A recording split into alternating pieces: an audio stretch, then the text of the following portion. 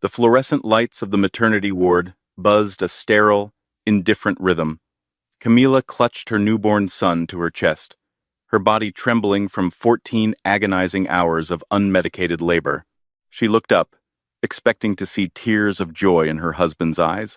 Instead, Spencer stood frozen by the door, his face a mask of cold detachment. Beside him, his mother, Beatrix, stepped forward. She didn't reach for her new grandson. Instead, she dropped a thick manila envelope onto the blood-stained hospital tray. "Your bags are already packed and waiting at the front desk," Beatrix sneered, her diamond rings catching the harsh light. "Sign the divorce papers, Camila. You're done here." The scent of antiseptic and stale coffee clung to the air in room 412 of St. Jude's Medical Center. Camila Harrington laid back against the stiff, crinkling hospital pillows, her breath coming in shallow, exhausted gasps. In her arms lay a fragile, perfect weight, a baby boy with a shock of dark hair and tiny, perfect fingers. He was the only beautiful thing to come out of the grueling 14 hours of labor she had endured entirely alone. Where was Spencer? For the last 6 hours, as her contractions peaked and tore through her abdomen, Camila had stared at the door. Her husband of 3 years, Spencer Davenport, the heir apparent to Davenport Holdings, had promised he would be there. His phone had gone straight to voicemail. "I have a critical board meeting, Camila. The company is in a sensitive place right now," he had told her that morning, as her water broke. He had sent an intern to drive her to the hospital. Now, the door finally swung open. Camila's exhausted heart did a hopeful stutter. Spencer walked in, wearing a sharp, charcoal gray Armani suit that looked entirely out of place in a maternity ward. But he wasn't alone. Flanking him were his parents. William Davenport, a man whose spine seemed permanently stiffened by arrogance, and Beatrix Davenport, the undisputed matriarch of the family, radiating an aura of severe, suffocating entitlement. "Spencer," Camila breathed, her voice raspy. She shifted the bundle in her arms. "Look at him. He's beautiful. He has your nose." Spencer didn't cross the room. He didn't drop his briefcase. He stood 3 feet inside the doorway, his eyes darting anywhere but at his wife and newborn child. Beatrix stepped forward, the sharp clack of her Louboutin heels echoing like gunshots against the linoleum floor. She bypassed the bassinet entirely. Her lips were pursed in a thin, distasteful line, looking at Camila as if she were a stain on the immaculate hospital sheets. She reached into her designer tote bag and pulled out a thick, legal-sized manila envelope, tossing it carelessly onto the rolling tray beside Camila's bed. It landed with a heavy, definitive thud. "I'll get straight to the point, Camila, as I always do," Beatrix said, her voice dripping with venom. "We have tolerated this little charitable experiment of Spencer's for 3 years. We allowed him to marry a girl with no background, no pedigree, and frankly, no bank account, because he was foolishly enamored. But playtime is over." Camila blinked, her exhaustion momentarily confusing her. What are you talking about? Beatrix, I just gave birth. And you did a lovely job, I'm sure," Beatrix replied, not glancing at the baby. "But Davenport Holdings is drowning. We are over-leveraged. Our creditors are circling like vultures, and your husband needs to secure the future of our family's legacy. A legacy that you, with your thrift store clothes and community college background, cannot contribute to." Camila looked past the matriarch, her eyes locking onto her husband. "Spencer? What is she saying? Tell her to stop." Spencer shifted his weight, running a hand through his perfectly styled hair. He looked down at his polished Italian leather shoes. "Camila, I'm sorry. Truly, I am. But Mother is right. The market has shifted. Our commercial real estate investments tanked last quarter. If we don't get a massive capital injection by Friday, the banks are foreclosing on everything. The penthouses, the corporate offices, all of it. And what does that have to do with this?" Camila asked, her trembling hand reaching out to touch the manila envelope. "Those are divorce papers," William Davenport finally spoke up, his voice a low, gravelly rumble. "Generously drafted. We are offering you a one-time settlement of $50,000. In exchange, You sign away all claims to Davenport Holdings, to our personal estates, and you grant Spencer full, primary custody of the child when he deems it convenient. A cold, icy shock washed over Camila, instantly neutralizing the warmth of the baby in her arms. The physical pain of childbirth faded, replaced by a deep, agonizing hollow in her chest. For 3 years, she had endured Beatrix's endless insults, William's cold dismissals, and Spencer's gradual emotional withdrawal. She had cooked, cleaned, played the dutiful, quiet wife, all while hiding the greatest secret of her life. "You're leaving me," Camila whispered, her voice cracking, "on the day our son is born, because you need money." "Don't be dramatic, Camila. It's strictly business," Beatrix snapped, crossing her arms. "Spencer has found someone who can actually aid this family, someone of proper status, someone whose family can write a check to save our empire, without batting an eyelash." "A check?" Camila let out a hollow, bitter laugh that caught in her dry throat. "You're selling your marriage for a bailout?"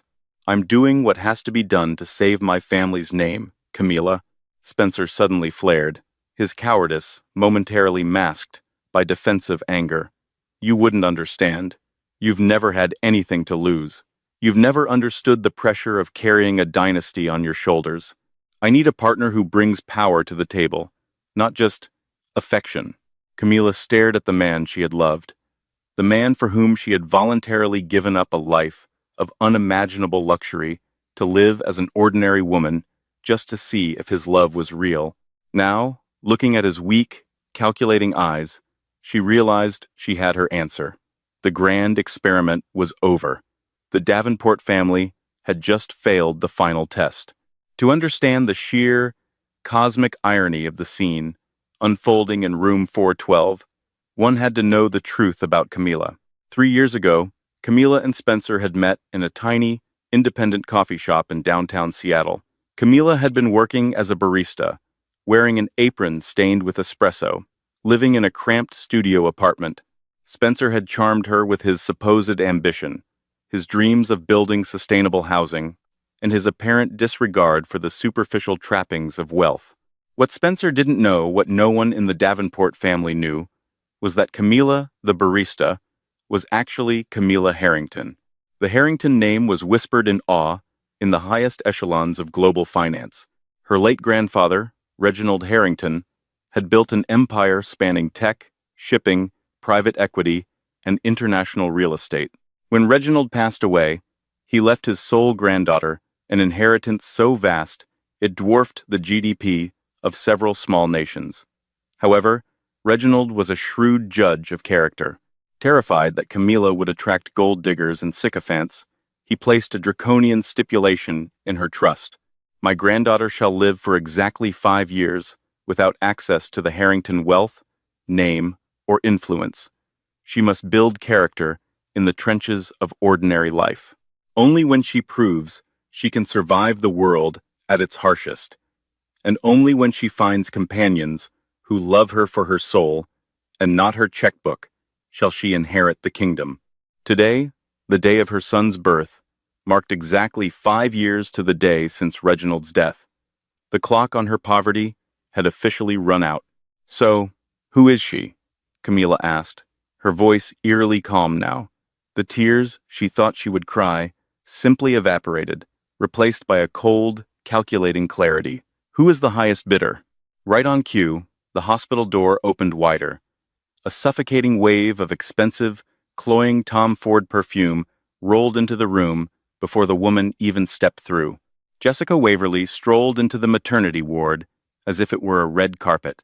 She wore a tailored Chanel tweed suit that hugged her completely unpregnant figure, her blonde hair blown out to perfection, a $15,000 Hermes Birkin bag slung over her forearm. Jessica was the daughter of Martin Waverly, a local real estate mogul who owned a respectable, though heavily leveraged, chain of strip malls and mid-tier commercial buildings.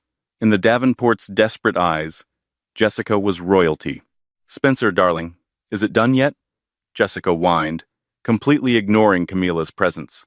She stepped up to Spencer, blatantly looping her manicured hand through his arm and leaning her head against his shoulder. The smell of this hospital is simply dreadful. I have reservations at Le Bernardin in an hour. Camilla looked from Jessica's smug, heavily contoured face to Spencer, who actually had the audacity to look slightly embarrassed, but made no move to push Jessica away. Jessica's father has agreed to a $50 million merger with Davenport Holdings, William boasted, his chest puffing out. It will clear our debts and position us to take over the West Coast market. In exchange, Spencer and Jessica will be married by the end of the fiscal year to solidify the alliance. 50 million, Camilla repeated, testing the words on her tongue. To the Davenports, it was a lifeline. To the Harrington Global Fund, $50 million was the rounding error on a slow Tuesday. Yes, 50 million, Jessica said, finally deigning to look at Camilla. She offered a pitying, cruel smile. It's a number you couldn't possibly comprehend, sweetie. I know this is hard for you, going back to serving coffee, or whatever it is people like you do. But Spencer is destined for greatness. He needs a wife who can navigate galas, boardrooms, and high society, not someone who looks like a battered housewife. Jessica leaned over the bed, peering into the bassinet. And don't worry about the kid. Spencer will make sure he gets a decent education. Boarding school, far away from your influence. A dormant fire, inherited directly from Reginald Harrington, ignited in Camilla's chest. The fear, the exhaustion, the heartbreak, it all burned away, leaving nothing but cold, refined steel. They wanted to play a game of wealth and power? They had no idea they had just declared war on a god. I want full custody, Camilla said, her voice dropping an octave, carrying an authority that made even Beatrix blink in surprise. Excuse me? Beatrix scoffed. You heard me, Camilla said, reaching for the pen, resting on the tray. I will sign your papers. I will waive the pathetic $50,000. I don't want a single dime from the Davenport name, but I keep my son, full sole custody. Spencer waives all parental rights immediately. Spencer looked at his parents. A flash of relief crossed his face. He didn't want the baby. A crying newborn would only hinder his new Playboy billionaire lifestyle with Jessica. Fine, Spencer said quickly. We'll have the lawyers amend it right now. You take him. Spencer, a Davenport heir, William started to object. Let her have the brat, William, Beatrix hissed, pulling a Mont Blanc pen from her purse. It severs the tie, completely. A clean break. We'll just tell the press the child didn't make it, or she ran off. Who cares? We need the Waverly money, tomorrow. Within 15 minutes, the hospital's notary was brought in. The addendum was drafted on a laptop right in the room. Camilla read through the papers with a speed and legal comprehension that would have shocked them if they had been paying attention. She signed on the dotted line, her signature stark and final. There, Camilla said, dropping the pen. She carefully lifted her son, wrapping him tightly in a hospital blanket. We're done. Pack your things, Beatrix commanded, turning her back. I don't want you in this room another hour. The bill has been settled. Camilla stood up. Her body ached violently, every muscle screaming in protest. But she stood tall. She didn't look back at the man who broke her heart, or the in-laws who despised her. She simply carried her baby out of room 412, leaving the Davenports to celebrate their hollow victory. The hallway outside was a blur of pale walls and rushing nurses. Camilla moved slowly, her steps deliberate, protecting the fragile life against her chest. Nurse Brenda, a kind older woman who had held Camilla's hand during the worst of the contractions, hurried over with a concerned expression. Mrs. Davenport? Honey, you can't be walking. You were in labor for 14 hours. You need to rest. Brenda reached out, trying to guide Camilla back to the room. It's just Camilla now, Brenda, she said, offering the nurse a gentle, genuine smile. And I'm leaving. But your husband, your bags. My ex-husband is busy, Camilla said evenly. And I don't need the bags. Keep the clothes, donate them. I won't be needing them ever again. Camilla made her way to the elevator, pressing the button for the lobby. As the doors closed, sealing her in the quiet metal box, She leaned against the wall and let out a long, shuddering breath. She looked down at her son, his tiny face sleeping peacefully, entirely unaware of the storm that had just broken his family apart. "It's just you and me now, little one," she whispered, kissing his warm forehead. "And I promise you, no one will ever look down on us again." Reaching into the pocket of her oversized sweatpants, Camila bypassed her regular smartphone. Instead, her fingers found a heavy, encrypted satellite phone she had kept hidden in the lining of her suitcase for 5 years. It was fully charged, waiting for this exact day. She dialed a single, international number. It rang only once. "Harrison," Camila said, her voice commanding, devoid of any weakness. On the other end of the line, sitting in a sprawling glass office overlooking Manhattan, Harrison Cole, the ruthlessly brilliant executor of the Harrington estate and her grandfather's most trusted fixer, stood up from his mahogany desk. "Miss Harrington," Harrison's crisp, aristocratic voice replied, tinged with a profound sense of relief and respect. "I have been watching the clock. It is 3:45 p.m. The 5-year mandate has officially concluded. Welcome back, ma'am.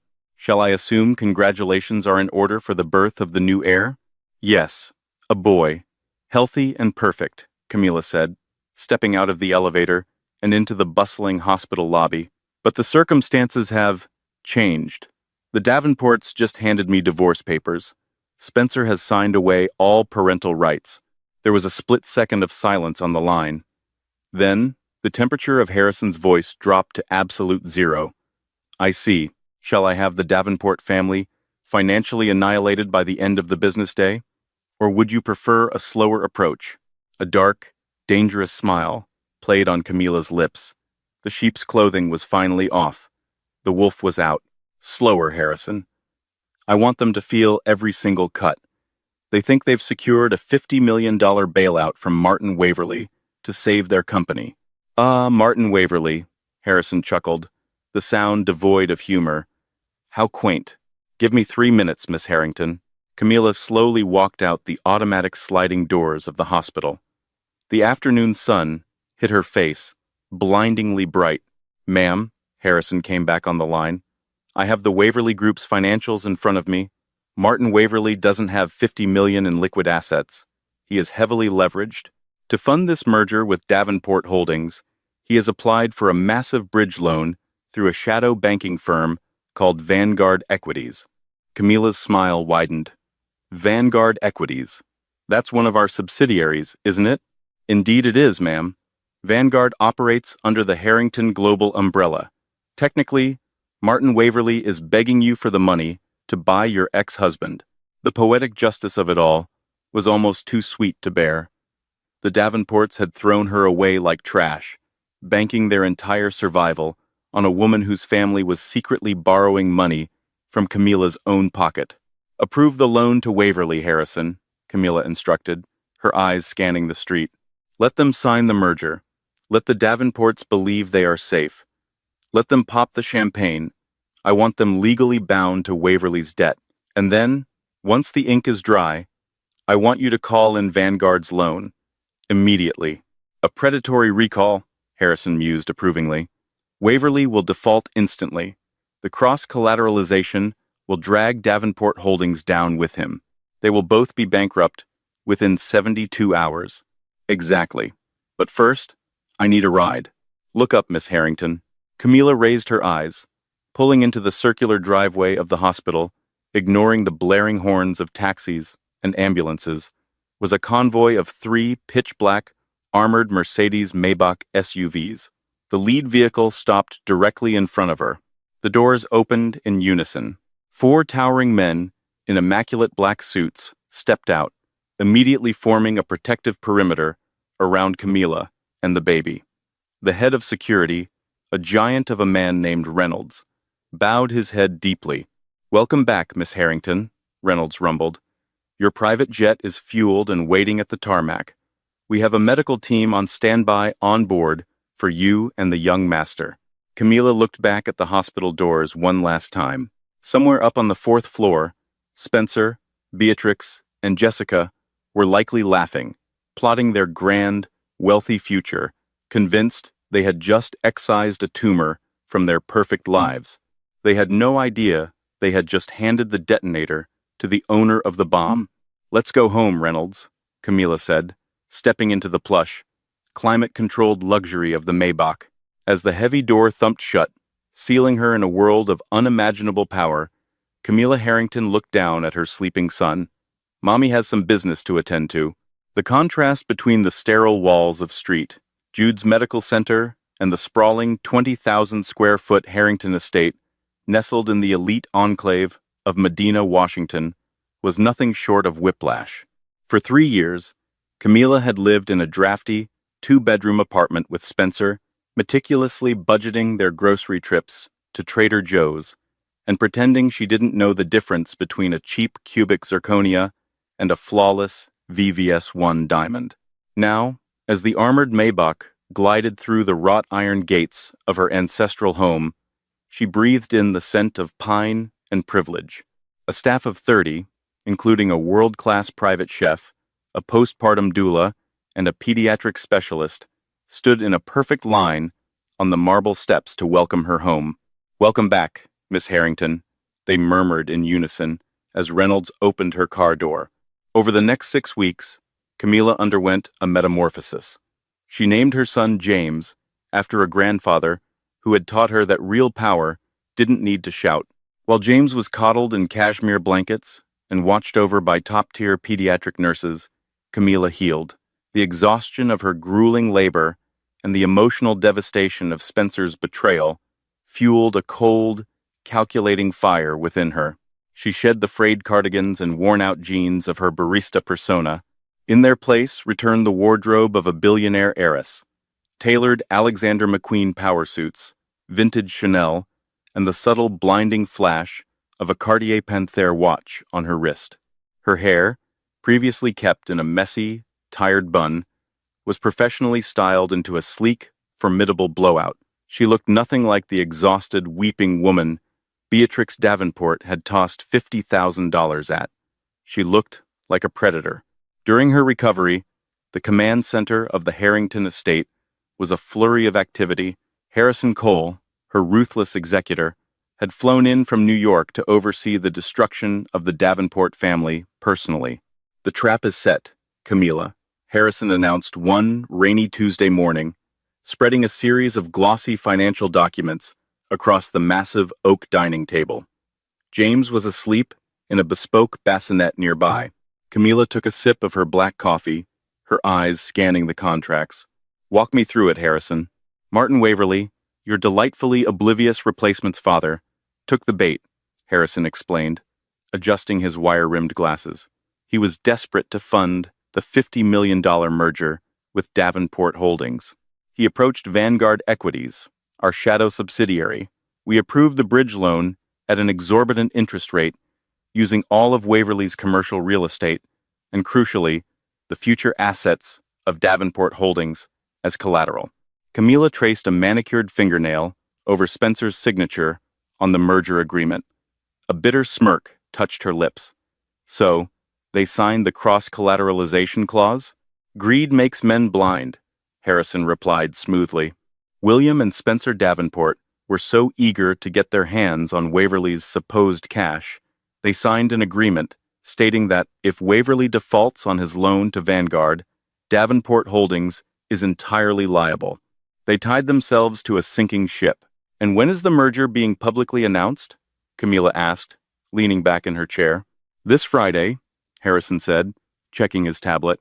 "They are hosting a lavish, black-tie gala at the Fairmont Olympic Hotel in downtown Seattle to celebrate the merger and, supposedly, to announce Spencer's formal engagement to Jessica Waverly. They've invited the mayor, the city council, and every major investor on the West Coast to parade their new wealth." Camilla looked over at her sleeping son. Spencer had thrown this perfect boy away for a check that would ultimately bounce. "Friday," Camilla murmured, her eyes hardening into chips of ice. "Call in the loan on Friday night, Harrison. Wait until they are pouring the champagne, and get me an invitation to that gala. I think it's time my ex-husband and I had a little reunion." The grand ballroom of the Fairmont Olympic Hotel was a dazzling spectacle of crystal chandeliers, overflowing arrangements of white orchids, and the clinking of baccarat champagne flutes. The creme de la creme of Seattle's high society milled about in custom tuxedos and designer gowns. At the center of the room, standing on a slightly elevated dais, were the Davenports. William Davenport puffed his chest out, holding a tumbler of expensive scotch, accepting congratulations from local politicians. Beatrix was in her element, draped in emerald silk, laughing loudly with the wives of banking executives. And there was Spencer. He looked the part of the triumphant young CEO, wearing a velvet Tom Ford dinner jacket. Clinging to his arm like a glittering parasite was Jessica Waverly, flashing a massive, gaudy diamond engagement ring to anyone who made eye contact.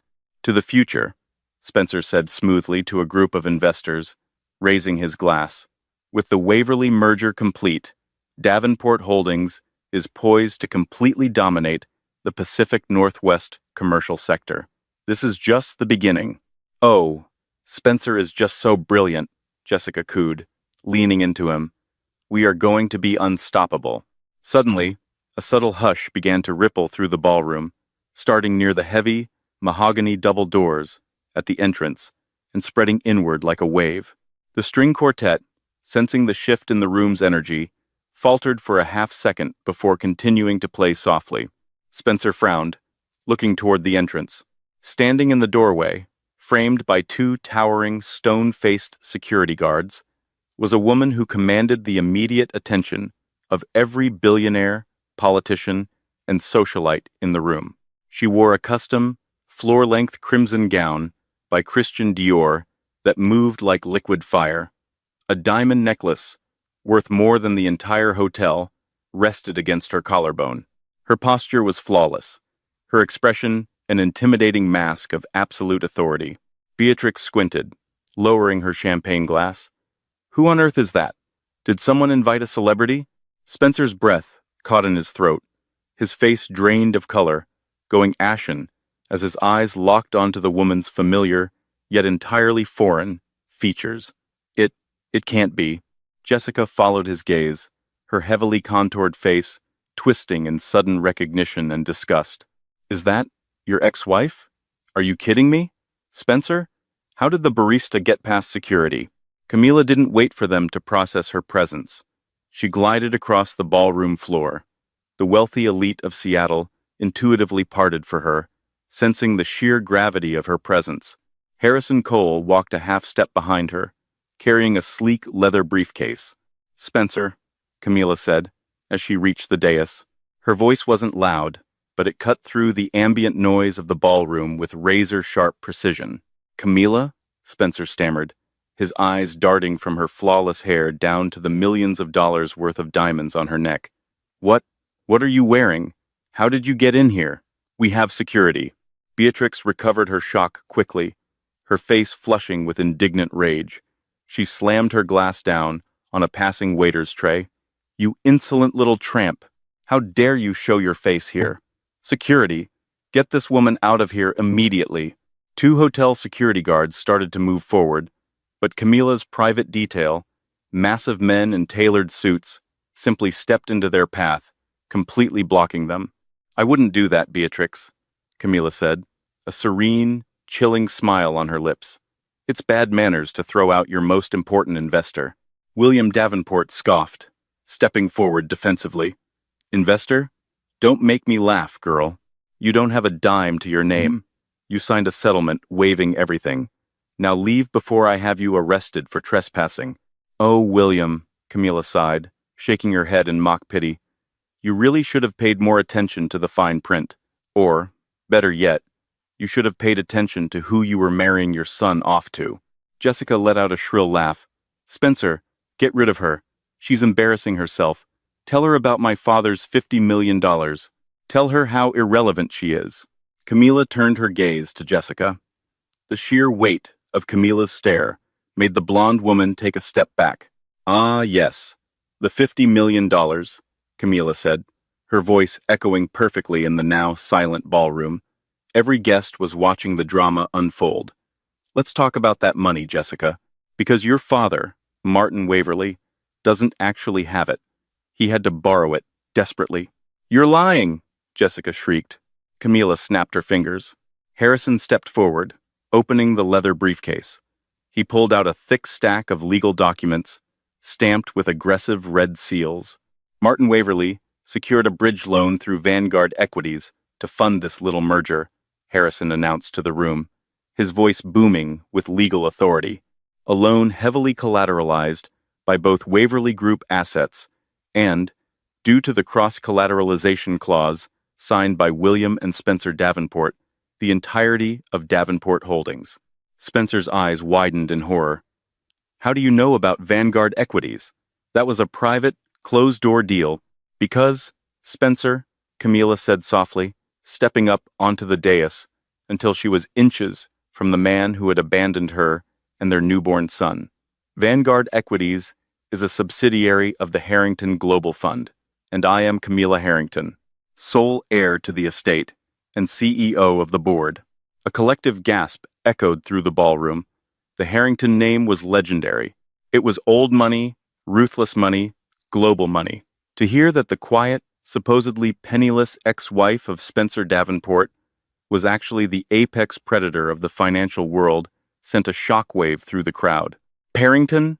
William wheezed, clutching his chest, his arrogant posture collapsing. No, that's impossible. As of 8 p.m. tonight, Camila continued, her voice devoid of any mercy, Martin Waverly defaulted on his initial payment terms. As the majority shareholder of Vanguard Equities, I have officially recalled the loan. In full. Recalled? Spencer choked out, looking like he might vomit. You can't do that. We need time. If you pull that loan, Waverly goes bankrupt. Waverly is already bankrupt, Spencer. Camila smiled, a terrifying, beautiful sight. And because of the merger you so eagerly signed today, to get rid of me, Davenport Holdings is entirely liable for the debt. You owe me $50 million, plus interest. By Monday morning, Beatrix let out a strangled, horrified sound, collapsing into a nearby chair, her hands shaking wildly. You don't have the money, Camila stated, looking at their devastated faces, which means, as of Monday morning, I will be seizing your corporate offices, your penthouses, your cars, and every single asset tied to the Davenport name. You wanted a business transaction instead of a family, Spencer? You got one. You're liquidated.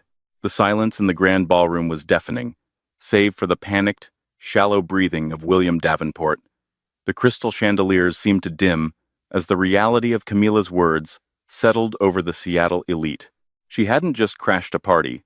She had publicly executed a corporate dynasty. Jessica Waverly was the first to break the tableau of horror. The illusion of her family's immense wealth had been violently shattered in front of the city's most powerful gossips. She turned on Spencer, her perfectly contoured face contorted in a mask of pure, vicious panic. You told me she was a nobody, Jessica shrieked, her voice echoing shrilly, completely abandoning her cultured facade. She shoved Spencer's chest, causing him to stumble backward. You told me she was a charity case. My father is going to lose everything because of your stupid, arrogant family. We are ruined. Spencer, still pale and sweating, tried to grab her arms. Jessica, please, keep your voice down. We can call J.P. Morgan first thing Monday. We can leverage our international assets. I'll call Jamie Dimon's office directly if I have to. We can fix this. Harrison Cole, standing immaculately beside Camila, let out a dry, humorless chuckle. Mr. Davenport, your international assets were cross-collateralized under the Vanguard Agreement. Furthermore, I spoke with the senior credit risk officers at J.P. Morgan and Goldman Sachs this afternoon. Once they saw the Vanguard lien, they froze your credit lines. You couldn't secure a loan for a used Honda Civic right now, let alone $50 million. William Davenport staggered, clutching the edge of the dais to keep from collapsing. He looked at the woman he had spent 3 years verbally abusing, the woman he had tried to buy off with a pathetic $50,000. Camila, please, we are family. Spencer is the father of your child. Camila's eyes, cold and unyielding as Arctic ice, locked onto her former father-in-law, Family? You handed me divorce papers while I was still bleeding in a hospital bed. You forced your son to abandon his newborn child for a check that didn't even exist. You don't know the meaning of the word family, William. You only understand leverage. And currently, you have none. Over the next 48 hours, the Davenport empire unraveled with terrifying speed. By Monday morning, the towering glass doors of Davenport Holdings in downtown Seattle were padlocked. A team of ruthless corporate liquidators from the prestigious law firm Davis Wright Tremaine, acting on behalf of the Harrington Global Fund, descended upon the headquarters. Employees were handed cardboard boxes and severance packages funded out of Camilla's pocket, purely for the sake of public relations, while the Davenports were escorted out of the building by private security. Beatrix Davenport's downfall was perhaps the most excruciatingly spectacular. Desperate to maintain her social standing, she attempted to attend her exclusive Tuesday morning charity brunch at the Seattle Tennis Club. Her platinum credit cards were declined at the valet. When she walked into the dining room, the silence that fell over the wealthy wives was thick enough to cut with a knife. Women who had kissed her cheeks just 3 days prior now turned their backs, sipping their mimosas and pretending she didn't exist. Beatrix fled to her Bentley, only to find a repo man hitching it to a tow truck. By Wednesday, Martin Waverly formally declared bankruptcy, taking his daughter Jessica's lavish lifestyle down with him. Furious and humiliated, Jessica publicly broke her engagement to Spencer via a scathing social media post, blaming him entirely for her family's destitution. Spencer was left with nothing.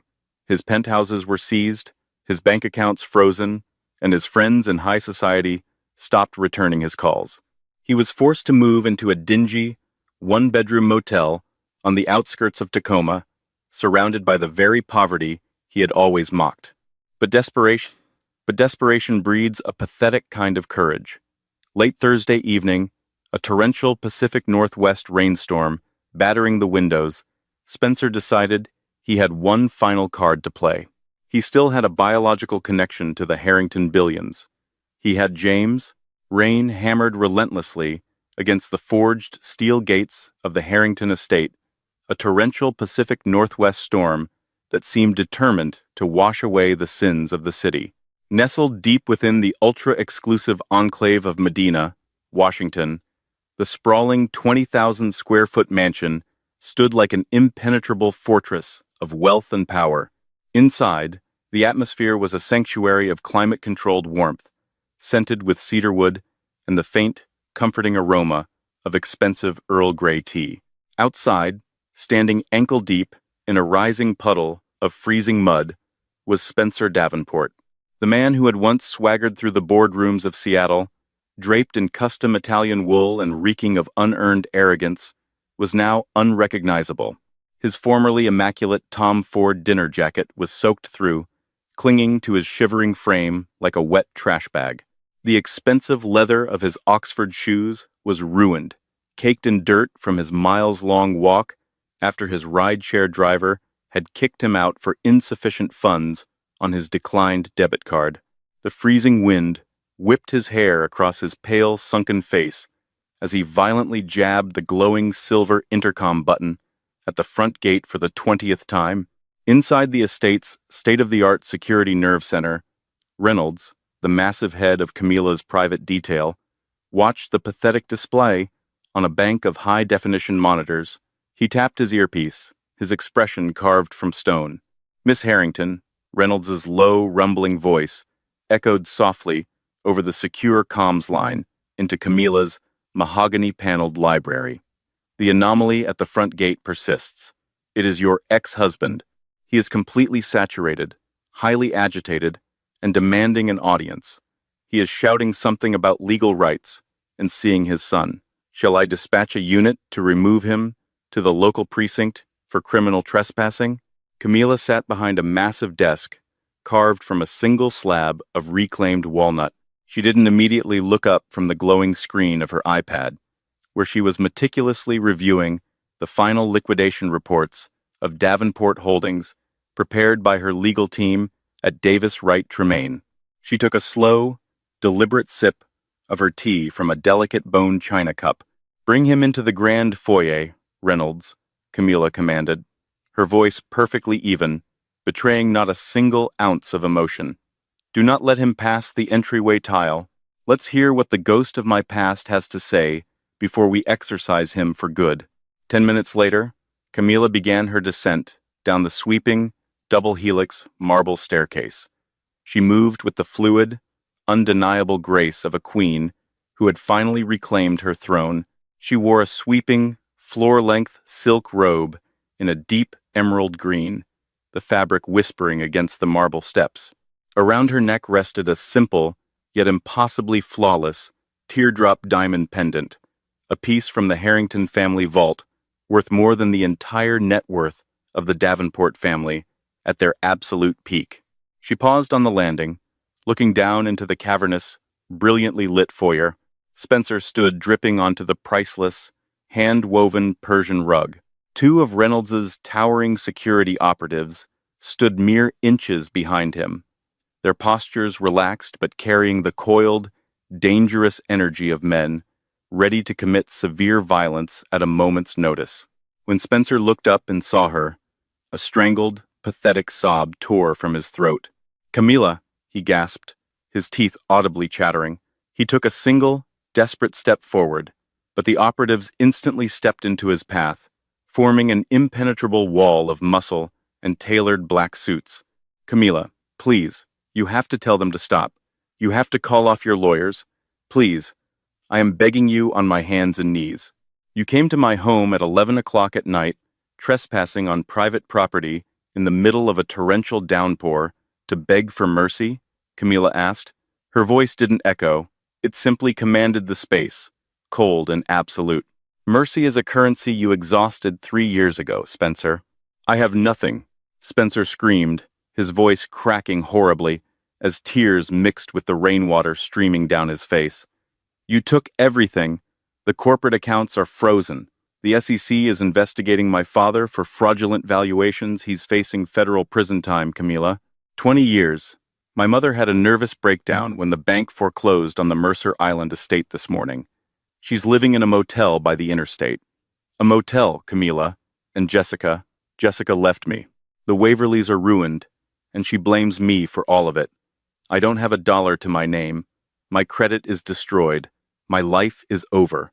"Your life is precisely what you built it to be," Camilla replied, descending the final few steps until she was standing on the same level, though she seemed to tower over him energetically.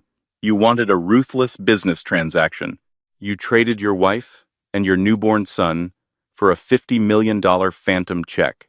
You gambled your entire family's legacy on a desperate, leveraged merger, ignoring the basic principles of due diligence because you were blinded by greed and your own staggering incompetence."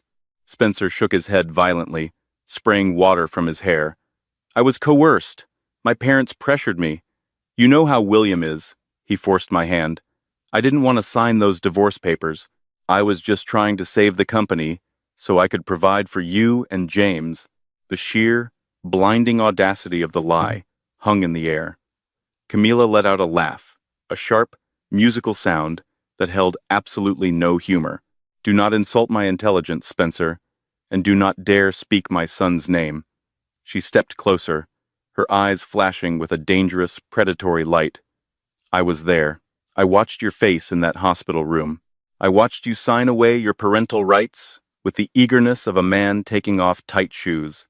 You didn't even read the addendum. You threw James away because a crying infant would have ruined your sleek, billionaire playboy aesthetic with Jessica Waverly. You made your choice. He is my flesh and blood," Spencer wailed, dropping to his knees on the marble floor, his hands clasped together in a pathetic display of supplication. "He is a Davenport. He needs his father. I can change, Camilla. I can be the man you thought I was when we met at that coffee shop. I can be a husband, a real partner. Let me stay. Let me help you run this empire. We can raise him together, right here. We can be a family." Camilla stared down at the weeping, broken shell of a man on her floor. For 3 years, she had cooked his meals, ironed his shirts, and endured the suffocating, toxic abuse of his mother and father, all to honor a promise to her late grandfather. She had hidden her billions, stripped away her power, and lived as an ordinary woman just to see if Spencer's love was genuine. He had failed the test so spectacularly that it was almost a work of art. You couldn't even manage a mid-tier regional real estate portfolio without running it into the ground. A new, incredibly deep, and phenomenally smooth voice echoed from the shadowed archway of the grand drawing room. What on earth makes you think you possess the intellect to manage a global conglomerate? Spencer froze, his breath hitching as he twisted his head around. Stepping out of the shadows and into the brilliant light of the chandelier was Dominic Sinclair. If Spencer Davenport had ever possessed a shred of masculine pride, it instantly evaporated at the sight of the man walking toward them. Dominic was the billionaire founder and CEO of Sinclair Global Shipping. He was a man whose wealth was entirely self-made, built on ruthless efficiency, brilliant logistical algorithms, and an unyielding will. He possessed striking, aristocratic features, dark, piercing eyes that seemed to calculate the exact worth of everything they rested upon, and a jawline that looked as though it could cut glass. Dominic was dressed in a bespoke, three-piece charcoal suit from Savile Row that fit his broad-shouldered frame with devastating perfection. The subtle flash of a vintage Rolex Daytona peeked from his cuff. He radiated an aura of immense, quiet, and incredibly dangerous power, the kind of power Spencer had only ever pretended to have. Dominic bypassed the security guards entirely, coming to stand directly beside Camila. He didn't look at Spencer with anger. He looked at him with the cold, clinical disgust one might reserve for a cockroach writhing on the pavement. "Dominic," Camila said softly, the icy edge in her voice melting instantly into something warm and profoundly respectful. "I apologize for the interruption. I thought you were reviewing the Tokyo maritime contracts in the East Wing. I heard a rather unpleasant noise coming from the foyer," Dominic replied, his refined British accent clipping the words with elegant precision. He placed a large, warm hand respectfully on the small of Camila's back, a gesture of support, protection, and undeniable intimacy. "I thought perhaps a stray animal had wandered onto the estate, but I see it's something far less respectable." Spencer stared at Dominic's hand, resting on his ex-wife. A hot, toxic wave of jealousy and profound realization washed over him. He finally understood. He hadn't just lost his company. He had lost a woman who commanded the attention of the true titans of the world. Who are you?" Spencer stammered, scrambling to his feet, though he kept a safe distance from the security operatives. "Are you her lawyer? Are you the one doing this to my family?" Dominic offered a terrifyingly serene smile. "I am Dominic Sinclair, and while I would thoroughly enjoy taking the credit for the absolute demolition of your pathetic little real estate firm, I cannot. The brilliant tactical execution of your ruin was entirely Camila's design. I am simply here as her partner, in business and in matters far more important." Dominic's dark eyes locked onto Spencer's, pinning him to the spot. "You had a diamond in your hands, Mr. Davenport, a woman of unparalleled grace, supreme intelligence, and a heart so vast you couldn't possibly comprehend it, and you threw her away for a handful of dirt. You are not a victim of circumstance. You are a victim of your own staggering mediocrity." "You replaced me," Spencer whispered, the words tasting like ash in his mouth. He looked at Camila, seeing the way she looked up at Dominic. There was no fear, no subservience. There was only the electric, undeniable spark of two equals recognizing each other, the profound mutual respect of an emperor and an empress. "I did not replace you, Spencer," Camila corrected him, her voice ringing with the finality of a judge delivering a death sentence. "I survived you. You were the crucible my grandfather designed to burn away any lingering naivety in my heart. You showed me the darkest, most greedy depths of humanity. And because of you, I am finally ready to take my rightful place in the world." She stepped closer to Dominic, the power dynamic in the room entirely consolidated. James is asleep upstairs in a nursery larger than the apartment you forced me to live in for 3 years, Camilla continued. His name is James Reginald Harrington. He will never know the Davenport name. He will never know your face. He will be raised, surrounded by love, loyalty, and true strength. He will inherit the earth, and you, Spencer, will return to the dirt. Camilla turned her head, her gaze shifting to the head of security. Reynolds, she commanded. Yes, Miss Harrington. Mr. Davenport is officially trespassing. Remove him from my property. If he ever sets foot within 10 miles of this estate, my son, or my corporate offices ever again, you do not need to call the police. You have my full authorization to handle the threat permanently. Understood, ma'am, Reynolds said. He didn't hesitate. He reached out with one massive hand, gripping the scruff of Spencer's ruined jacket, and forcefully spun the man around. Spencer didn't fight back. The fight had been entirely bled out of him, replaced by the crushing, suffocating weight of his permanent reality.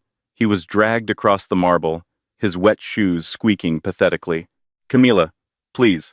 Spencer sobbed one final time as the heavy oak double doors were hauled open, letting the roaring sound of the storm back into the foyer. I'm sorry. I'm so sorry. Goodbye, Spencer, she whispered. Though he was already gone, the heavy doors slammed shut with a deafening, final thud. The intricate deadbolts slid into place automatically, sealing the fortress. The silence that rushed back into the foyer was beautiful, pure, and unbroken. The karma was settled. The debt was paid in full. Dominic turned to her, his intense gaze softening as he looked down into her eyes. He gently reached up, brushing a stray lock of hair behind her ear. His touch sent a warm, grounding electric thrill down her spine. You handled that with terrifying perfection, Dominic murmured, a hint of a smile playing on his lips. Remind me never to cross you in a boardroom, Miss Harrington. Camilla smiled, a brilliant, genuine expression that reached all the way to her eyes. The heavy, suffocating weight of the past 3 years had fully vanished, leaving her light, focused, and incredibly powerful. You have nothing to worry about, Mr. Sinclair, Camilla replied softly, stepping slightly closer into his space. I only destroy those who betray me. I am fiercely loyal to those who stand by my side. Then, I suppose I am the luckiest man in the world, Dominic said, offering his arm to her. Now, I believe we have a multi-billion-dollar maritime integration to finalize before midnight. Shall we? We shall, Camilla agreed, slipping her arm through his. As they walked together back up the grand sweeping staircase toward the warmth of the library and the limitless future that awaited them, Camilla Harrington knew she had finally won. She wasn't just a survivor of betrayal. She was the architect of her own dynasty, a secret billionaire no more, ready to conquer the world with the only man strong enough to stand beside her, and the beautiful son who would one day inherit it all. What an incredibly satisfying conclusion. Camilla Harrington didn't just survive the ultimate betrayal, she completely rewrote the rules and built an empire for herself and her son, James. Spencer and the Davenport family learned the hard way that you can never underestimate a mother's strength, especially when she possesses the power of the Harrington legacy. Their absolute financial and social ruin is the perfect definition of hard karma. Do you think Spencer got exactly what he deserved, or was Camilla too ruthless in her revenge? How do you feel about Dominic Sinclair stepping into the picture? Let me know your thoughts and favorite moments in the comments section below. If you enjoyed this dramatic story of betrayal, power, and ultimate redemption, please hit that like button, share this video with fellow drama lovers, and don't forget to subscribe to our channel for more thrilling stories.